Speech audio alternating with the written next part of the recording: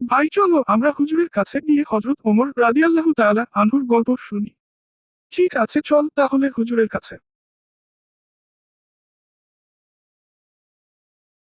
আসসালামু আলাইকুম হুজুর, আমাদেরকে হযরত ওমর রাদিয়াল্লাহু তাআলা আনহুর গল্প শুনান। ওয়ালাইকুম আসসালাম, ঠিক আছে তোমরা বসো। হজরত আবু বকর রাদিয়াল্লাহু তাআলা আনহুর স্ত্রীর একটু মিষ্টি খেতে অনেক দিনের অভ্যাস।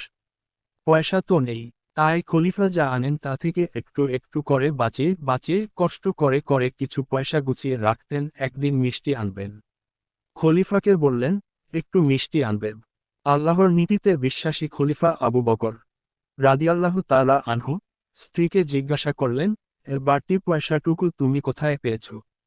স্ত্রী বললেন, প্রতিদিনে তুমি যা আনো তা থেকে একটু করে বাঁচিয়ে বাঁচিয়ে এইটুকু রাখলাম। আবু বকর রাদিয়াল্লাহু তাআলা আনহু বললেন, সর্বনাশ! তাহলে তো বোঝা গেল রাষ্ট্রকর্ম থেকে আমার এতটুকু না হলেও চলে, আজ থেকে আমি এটুকু নেব না। আর ওই বাড়তি টাকাগুলো তিনি রাষ্ট্রীয় কোষাগারে জমা দিয়ে দিলেন।